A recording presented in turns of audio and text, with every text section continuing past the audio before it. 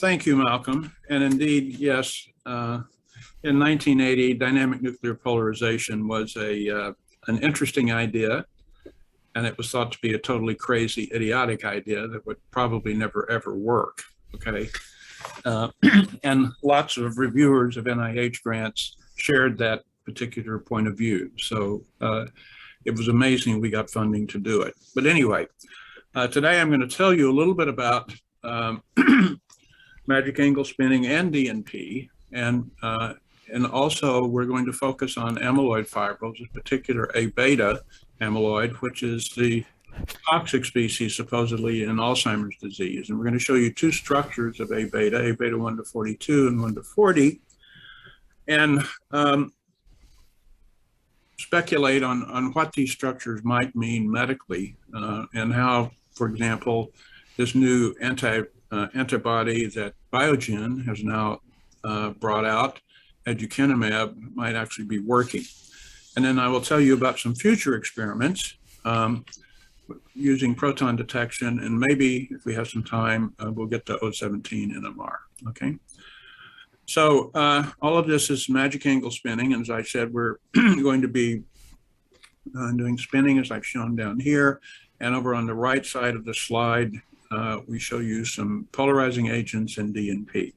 And the people who have really done this work are shown on this slide.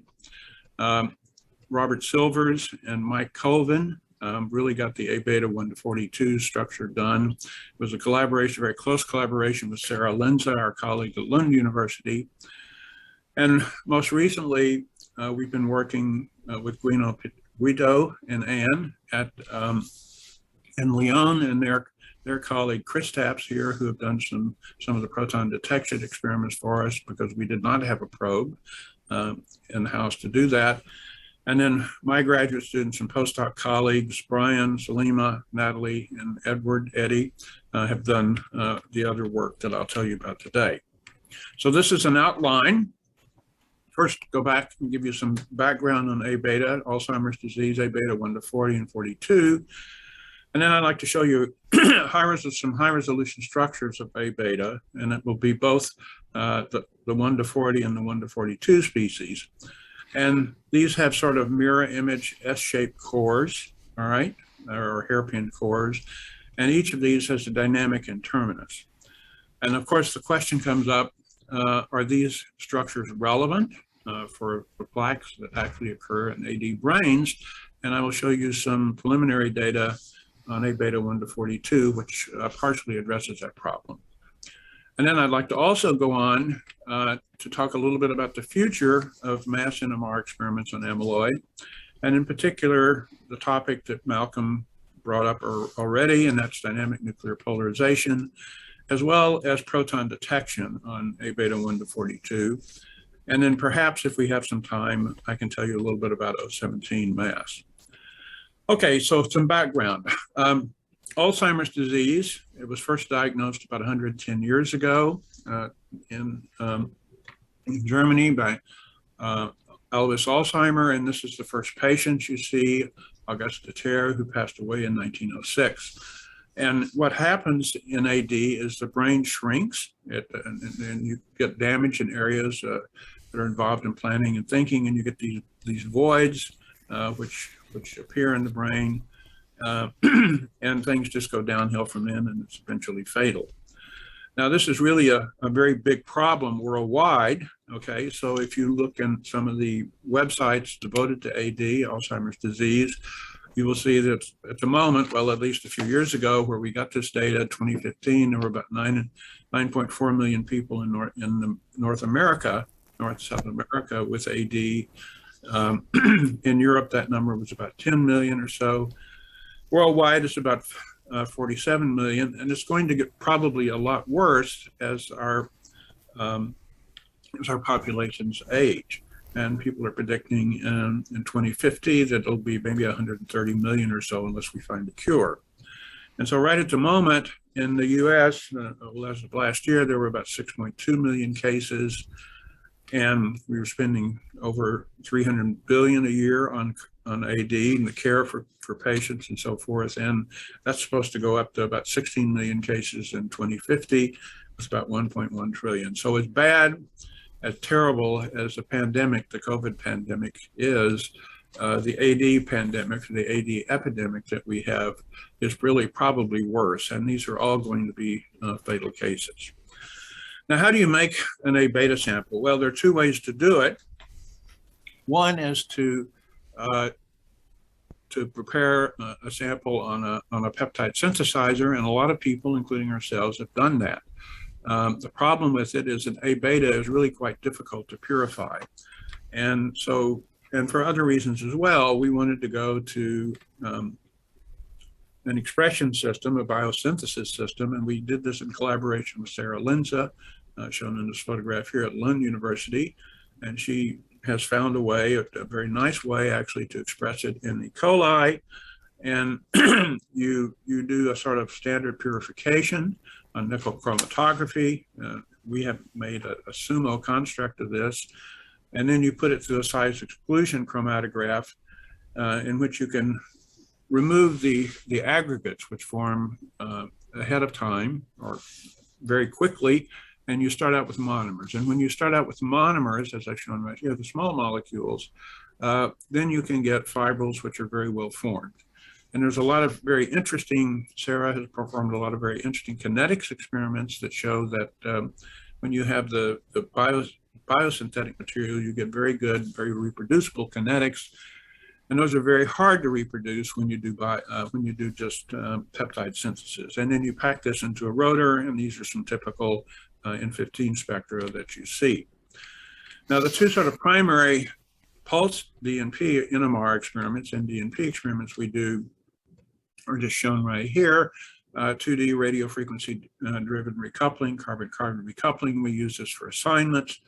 And then this was the original reference some years ago now, and we also use so-called proton-assisted recoupling or PAR experiments to measure carbon-carbon distances, and TDOR to measure carbon-nitrogen type distances.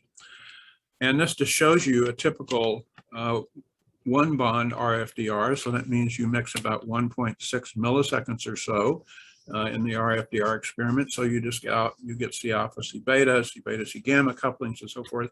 And so you get a really very nice spectra from Sarah's samples. And now this is an M0 construct. And we've shown with the SUMO construct, where you take the M0 off, that the spectra really don't change any. And that was a question that bothered me a lot very, very early on, but in fact, it's not really a problem. So this is the one bond RFDR experiment. And if you do a PAR, or what we call subpar experiment, which you turn on this other pulse sequence, it gives you a lot, a very, very rich spectrum of cross peaks here. And these are all due to intermolecular and intramolecular couplings. And it's from this data, from the subpar experiment, that we do the distance measurements, and it gives us a structure. So this is the one bond RFDR and the subpar experiment, which gives you assignments and structural information. Now, if you look at this in more detail, you look at the top part of this spectrum right here, you see a lot of cross peaks that were assigned, and they're assigned to distances which are to cross peaks which correspond to distances with amino acids which are well separated in the sequence. So for example, M35, L17, 31, 33, 41, 29, and so forth, okay?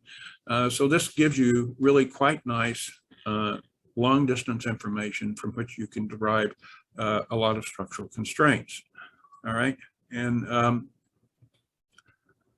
for example, yeah, the M135, the I41, and so forth, these are all long distances, and they constrain the molecule, the structure quite nicely. Now, when you're doing a solid experiment, you have to worry about whether or not you have a monomer, a dimer, a trimer, or whatever. And the way you sort that out is to do a dilution experiment. And that's what's shown right here. We're trying to delineate the interface between the two molecules in the dimer of A beta 1 to 42. And so you take a 100% label sample, and this gives you the top spectrum here. It's a slice from that 2D spectrum I just showed you previously. And all of there are 13 cross peaks in the top slice here. And the red ones correspond to inter and intramolecular distances. The red ones correspond to intermolecular distances, all right? So when you dilute the sample with natural abundance material, those red cross peaks disappear. And here you see what's left over, the black cross peaks, which are all the intramolecular couplings that you see. And what this allowed us to do in the case of A beta 1 to 42 then was to delineate the interface between the two molecules of what turned out to be the dimer, which we had determined with scanning tunneling electron microscopy experiments, all right?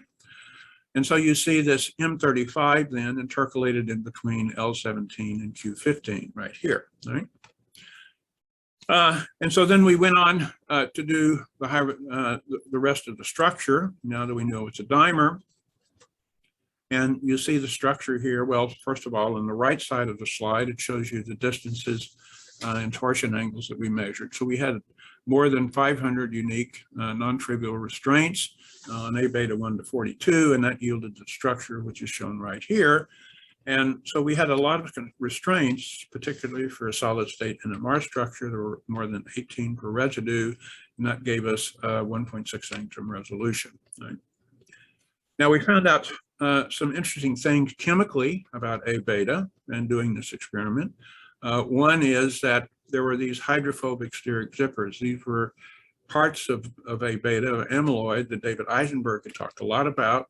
And in his work, they were generally always involved in the same sorts of amino acids. But here we saw valines talking to phenylalanine, talking to leucine, and so forth. So there were in fact steric zippers in this molecule. And we also saw over here on the corner, so this is basically a rectangular core that we have here with a dynamic tail. Over here in the corner, the location of E22 and D23. And we call this the hydrophilic toxic corner because E22 and D23 mutations in those two residues are well known to be associated with early onset Alzheimer's disease, for example, in the Osaka mutant, the Arctic mutant, and so forth and so on. So we learned something new in the chemistry. Again, this is a relatively high resolution structure. Now, this was different from some of the other structures that are actually in the literature. So in the center in this particular slide, we say our wild type A beta 1 to 42 structure. The pH of the sample here prepared with 7.8 phosphate buffer. And at the same time, we published this, Beat Meyer, Anya Bachmann, and Roland Rieck from Lyon and the ETHZ published basically an identical structure in PNAS in 2016, and you see these two overlap. So this was actually something of a step forward because two groups did a structure of an A beta compound and actually got the same results. So that's something that's been different because people do these structures, and because of, I think, purity problems in the A beta preparation, this has caused a lot of difficulty. Now this structure is different now from the Osaka mutant, the E22 delta, which is A beta 1 to 40, or A beta actually 1 to 39. That was published by Beat and Anya a little bit earlier.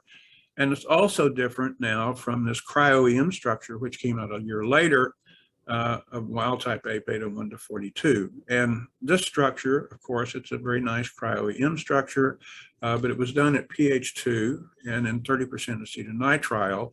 So it's not too surprising that it actually has a different conformation. I mean, the charge on the protein is completely different. So this has a different conformation, although it is dimeric, it's a different conformation from anything else we've seen. So this is the sort of thing that the methodology now that we can use to study structures of A beta 1 to 40, 1 to 42, and later on plaque seeded samples, okay? Now, the conventional wisdom about A beta in Alzheimer's disease is that there's sort of a 80-20 or 90-10 composition of A beta 1 to 40 and 1 to 42, okay? And that's from that comes from an analysis of the cerebrospinal fluids. And but what's happened lately is our colleague Dominic Walsh, who was at Harvard Med School and is now over at Amgen, has actually done cryo-EM of plaques. Okay, and what these mass spec, he's not done cryo-EM, he's done mass spectroscopy of plaques. All right, and what these things have shown is that these are the compositions here of 6 different brain plaques. And what you see are a series of truncated A betas, A beta 1 to 42 in the center. So there's 6 samples here. And what you see is the dominant species is this 1 to 42 in most of the plaques. And a couple of them, they actually have 1 to 40, as I've shown right here. But what you see is 1 to 42, and it's truncated up to about residue 11 or 12. So it's truncated up to this dynamic tail, which we see. So we see a core consisting of residues roughly 15 up to 40 or 42, as I'll show you in a minute, and the dynamic tail. And this tail, in plaques seems to be truncated quite routinely. So the structure of 1 to 42 is really quite important, but also we need to do the structure of 1 to 40, all right, as we've shown right here, because it does occur quite frequently, right? And there are actually several polymorphic models now of A beta 1 to 42 in the literature. These are some of them, mostly from Rob Tico's group, but Yoshitaka Ishii has worked on this. The group in Florence, Claudio Lucianot and Ivano Bertini did this kind of work. And there are a couple of cryo-EM structures. This one from the Ohm group, and then Rob Tico just published a structure in 2020 or so. So we also wanted to look in detail then, using the same sort of methods that I outlined before about the structure of A beta 1 to 40. And so we made some samples. We got some samples from Sarah Linza, and these are the sorts of one-dimensional spectra you get. They're really quite well resolved, as you see. This is a very, very nice nitrogen spectrum here. You can see a lot of resolution there. And again, with RFDR, it really gives quite a nice, well-resolved spectra from which we can do all of the assignments, all right? And then we go through and do NCOCX, NCACX, and CONCA, and do the sort of routine assignments and so forth and so on. We've assigned most of the molecule, as I've shown right here. We don't see the histidines very clearly in most cases, but we can find the beta sheets in 1 to 40 and so forth. And then again, we do a PAR experiment. And again, this was Salima's thesis, and she just graduated a few weeks ago. This is a PAR spectrum that she obtained and from which we extract all of the data, all of the distance data. And this shows you another view of it. And you can look at slices here, and you can see when you dilute the sample, as I showed you previously, that, for example, this particular cross peak I31 C delta 1 disappears. So this is a cross peak to G38. You can go through and see some other cross peaks here that are changing as you dilute the sample. For example, I31 is talking to B39 here, and so forth and so on. Okay. So what this does then, it allows us to get the structure and the constraints for A beta 1 to 40. And it turns out this is also a dimer structure, as shown right here, but it's quite different. So instead of a mirror image S-shape dimer, as we showed in the previous slide, this is more or less a hairpin. So it starts out with V40 right here, and we go down and we see all the resonances in the molecule down to about Q15 or so. And again, there are about 500, a little more than 500 constraints involved in this.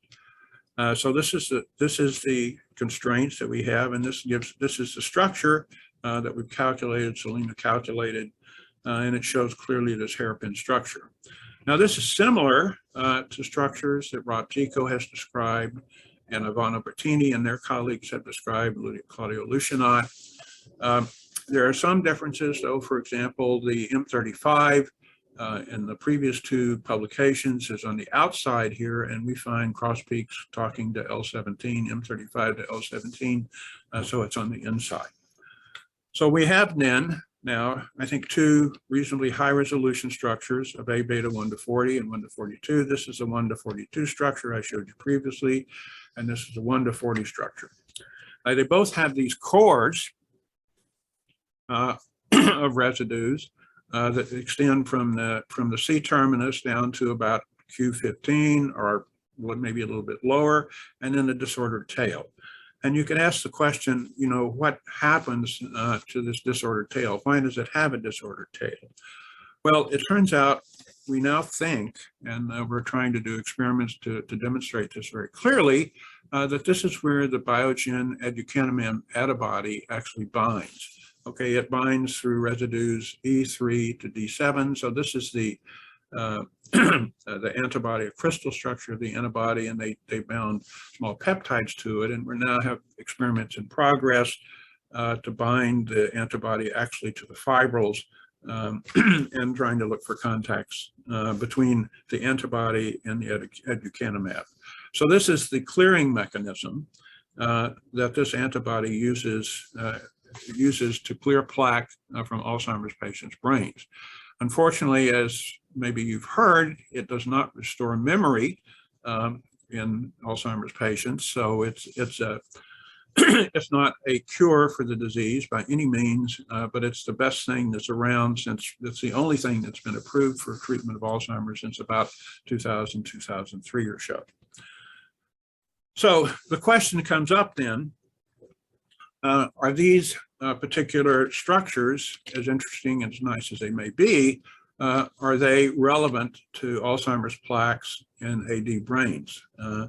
So we've seen that we have these truncated species, truncated 1 to 40s, and as well as 1 to 42s, as well as 1 to 40s. And so we started to look at plaque-seeded samples, again, together with Dominic and Sarah Lenza. And in fact, we're getting spectra. So this is a preview of what's coming on down the pike. This is work primarily by Brian Michael. We're getting spectra, which are actually quite different. So the unseeded, the RFDR spectrum, the unseeded sample is shown here in red, and the plaque sample is shown in blue, and you see the cross peaks are clearly in very different positions. Now, Brian has gone through and assigned most of this, so we should have a structure of it hopefully pretty soon.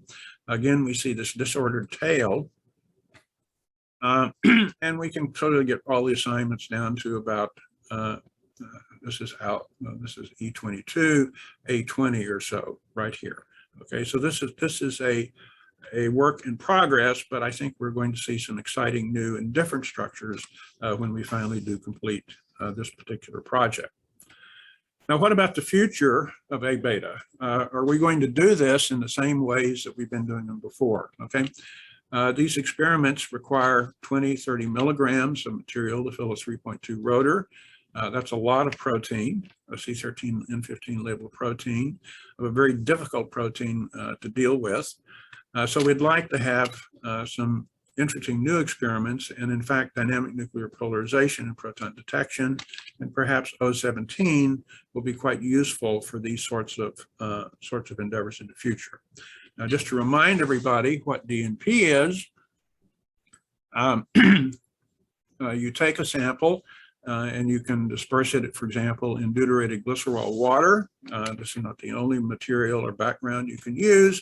You dope it with a biradical, as I've shown right here, and you shine microwaves at the sample, and it polarizes the protons. And then you can transfer the proton polarization, the hyperpolarization of the proton spin system, to carbon, to nitrogen, to phosphorus, or to whatever you want. And this is, of course, the very best sample enhancement that we've seen. And this is a factor of 420 enhancement. So this is urea with the microwaves off, built up at times 200, and this is with microwaves on. And of course, what this means with factor of 420 is that you can do an experiment in 1 day that would normally take you 483 years. And of course, this is what got Malcolm so excited back in the 1980s, the possibility of doing this kind of experiment. Now, does this work on proteins? Is it a figment of our imagination? Well, it actually, in the case of A beta 1 to 42, it actually works quite well, provided that you are at high magnetic fields and provided that you spin sufficiently fast. So it turns out if you do these experiments at lower magnetic fields, okay, at 400 megahertz, at say 10 kilohertz or 12 kilohertz of magic angle spinning, the spectra appear to be quite broad. But if you go to high fields and spin fast, so if you go to 800 megahertz and spin at 40 kilohertz, then you get really quite reasonable resolution. Now, what this tells you is that at the low temperatures in these samples, that we have homogeneous rather than inhomogeneous broadening. And the way you deal with homogeneous broadening, if you do average Hamiltonian theory, a la John Waugh, is that you spin fast and you go to high magnetic fields. So you truncate the dipole coupling. So this just shows you a typical 2D spectrum that we get from A beta, all right? The red spectrum is the D and P spectrum taken at 100K and at 40 kilohertz and at 800 megahertz. And if you just look at this isoleucine 31 alpha beta cross peak right here, the red spectrum is the one recorded at low temperatures, and the black spectrum is the line width that we obtained from that particular cross peak at higher temperatures, and they're really identical. So this is really excellent resolution, and in fact, this is the way we'll probably be doing these particular experiments in the future. So that's the carbon-carbon spectrum. These are the carbon-nitrogen spectra, the NCO and the NCA, as I've shown here. And again, the resolution is quite acceptable at low temperatures, and we have excellent resolution in the spectrum. Now, did we find out anything new from these spectra that we didn't know already from the structures? And in fact, we did. There's some extra cross peaks here that we hadn't seen before in the higher temperature spectra. And those cross peaks actually correspond to the intermolecular contacts for G33, L34, and B36, as I've shown right here. So again, we have excellent resolution in the 2D spectra, and it does give us extra information about the intermolecular packing. Now, you can also do proton-detected spectra. You can think about it. And this is, again, one of the topics that was thought to be probably not very useful, impossible. It's not going to work very well because A beta is actually disordered. So we tried this initially at with a 1.3 rotor at 65 kilohertz, again at 800. And the spectrum that we obtained, the proton-carbon spectrum is shown here on the right. And if you take this spectrum, that particular region of it, that aliphatic region, and you blow it up and look at it at 0.7 and 100 kilohertz, you see really quite a lot of extra resolution present in the spectra. And this is the NH spectrum of A beta 1 to 42. So the proton detection actually also really works quite well. And you can do this now, not with 30 milligrams or 20 or 30 milligrams of material, but it only requires about half a meg or so. And Christophe in Lyon, in Guido and Anne's lab, actually recorded a series of 2D spectra, a 3D, HNHH, HCHH, and HCHHCH. And in fact, we got a lot of very nice results from this, and it confirmed many structural features. For example, the fact that F19 and F20 were both on the same side of the beta sheet rather than on opposite sides, as is the case in 1 to 40. We were able to extract some other distances I've shown right here. Now, let me really quickly talk about one other possible new future direction for this sort of spectroscopy and biomagnetic resonance, biological magnetic NMR spectroscopy, solid state spectroscopy in the future, and that is O17, okay? Now, one of the problems has been introducing O17, and in fact, we worked out an interesting new way. We found an interesting new way in the literature to O17 label amino acids. It's written out down here. the reactions involved, and we can O17 label the backbone, and we can label the side chains quite nicely, high efficiency. You can do O17 C13 TDOR, as I've shown right here. But what's really most interesting is that when you go to very high fields, okay? And by very high fields, we went to 1.5 gigahertz at the Magnet Lab in Florida, where they have this 35.2 Tesla series connected hybrid magnet. And we took some 3 quantum mass spectra. This is a pulse sequence. These are just O17 spectra. But you see really nice resolution in the O17 spectra. So you have the isotropic frequency here on the vertical axis and the 3 quantum filtered mass spectrum on the horizontal axis. These are the 1D experimental spectra. We could only spin at about 17 kilohertz at this particular point in time. So we need to double the spinning frequency or so, and you still have some residual powder patterns, second order powder patterns left. But you can do a really very accurate simulation of all three of the resonance that we see, okay? And what's interesting and could be very, very useful is the fact that this introduces another dimension into biomolecular NMR, where you have another 150 or 200 ppm of dispersion. So we just need to figure out how to do biosynthetic labeling of O17. If you look at water, you can also see different waters with O17. This just shows you some spectra. It's a model compound. It's LMN.24H2O. It has 4 crystallographically different water molecules, and even at 800 megahertz and at 1.5 gigahertz, you resolve 4 different cross peaks in the O17 spectra, as I've shown right here. Okay, these show you the 4 crystallographically different water molecules. But if we can get O17 labeling under control, then this is a really nice new way, a nice new approach we can integrate into the repertoire of NMR experiments we use to examine biological molecules. And hopefully that will happen in the future. And DNP, because it's a lower sensitivity of O17, will probably play an important role in making this possible. So in summary then, what I've tried to show you is that mass is really an excellent way to determine the atomic resolution of amyloid structures, okay? And if you can biosynthetically label it, you can get a lot of you can get a large number of constraints if you prepare the sample properly. And secondly, the DNP, for these particular samples at least, DNP yields large signal enhancements, and it's an emerging technique for protein structure determination. And finally, proton detection offers you increased resolution. It's a new source of structural constraints. And hopefully sometime in the future, we can O17 label proteins in a more general way.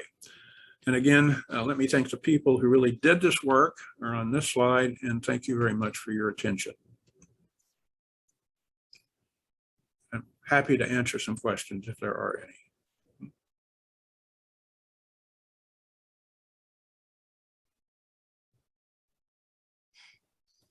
Malcolm, it would be great if you could guide the discussion. The first questions are coming in the Q&A, and you just read them and Bob answers them. You're muted. You're muted. Oh, sorry. Yes. Okay. Questions come in from Carol Post, saying the new peaks in the low temperature DNP carbon-carbon spectra are intermolecular couplings in the loops. Do you think these appear because of dynamics rather than alternative structure? That is, lower T has greater structural order and less fluctuations than at the higher T temperature. Well, we need to do more work to answer that question honestly and completely. I think those cross peaks were probably at the higher temperatures just weaker. So when you go down in temperature, you do start to see other cross peaks. So at the higher temperatures, there are dynamics present in the molecule that interfere with the decoupling, and then broadens out the peaks. And so if you have a sharp peak and a broad peak in the 2D spectrum, you really just don't see the broad peak very well. So we need to do some more careful analysis of that really to answer that question. And if we do more analysis, we actually may see more additional cross peaks come in that constrain the structure to an even greater degree than we already have. I mean, we have plenty of constraints already. Okay. Okay, thanks. Markus Zweckstetter has his hand up. Do you want to? Yeah, I was wondering, I mean, about the accuracy of the structures, right? I mean, you have this very nice comparison between your AB 142 structure and the one from Denania.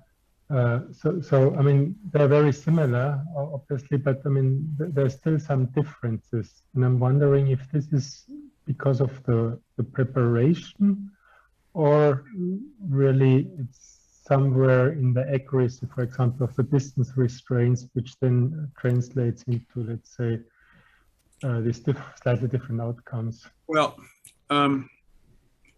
so that's a difficult, I mean, people have asked me about this before, and this is a difficult question to answer. And I mean, basically, Beat and Onion, Roland and I, and Sarah, we should sit down and talk about it in a little bit more detail.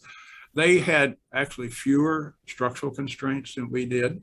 I think they had about 100 or so structural constraints, and we had about 500. So we had more more restraints in the molecule. The sample preparation was done slightly differently.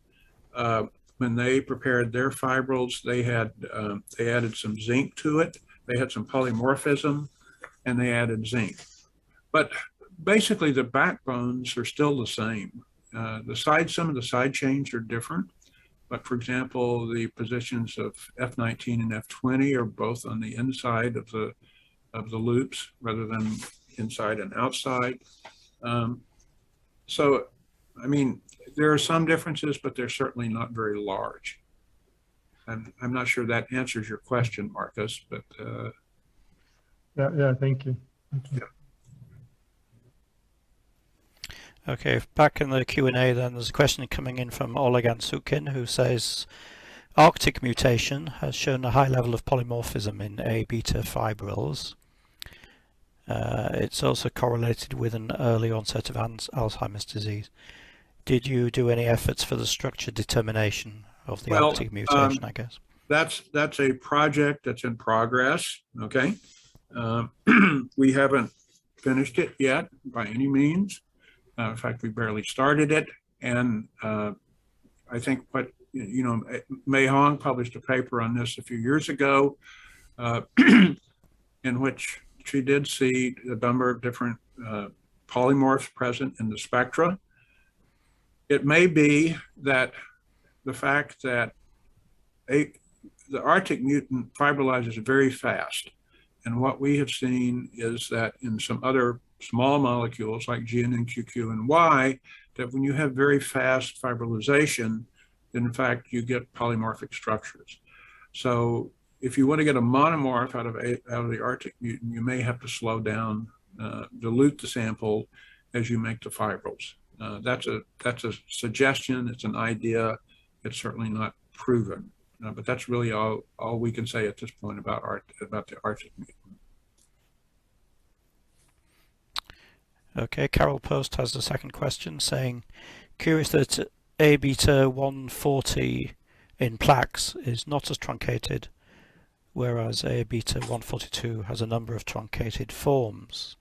Any ideas why that might be? That is interesting. Yeah, I mean, that's the problem in answering that question right now is that Dominic, I mean, those mass spec experiments were a real tour de force. You had to get plaque samples from Alzheimer's brains. They had to be isolated and so forth. And there were only 6 of them. So are those 6 typical of the distribution you see of A beta 1 to 42 and 1 to 40? They may be, but they may not be. Some more of that work really needs to be done in order to answer that question. I think, in a meaningful way.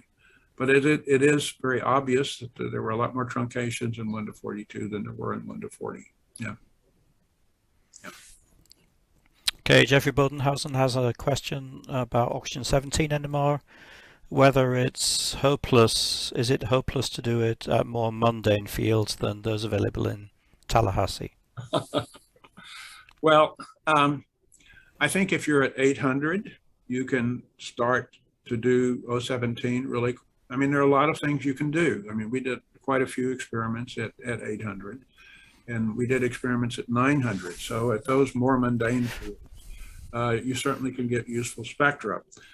When the super series conducted hybrid came along, though, that of course was where the second order quadrupole interaction gets reduced the most.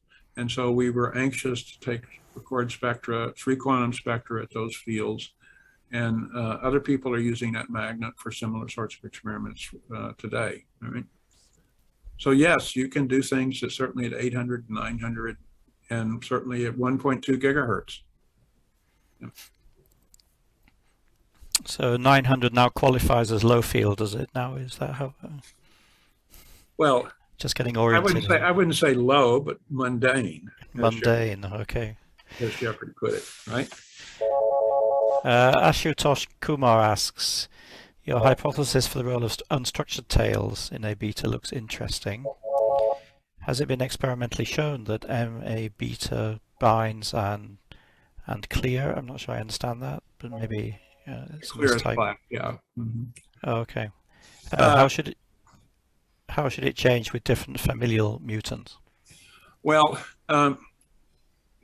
this is at a very early stage. Okay, so Sarah Linza has published papers which clearly show the tight binding of the aducanumab antibody to A beta 1 to 42 fibrils.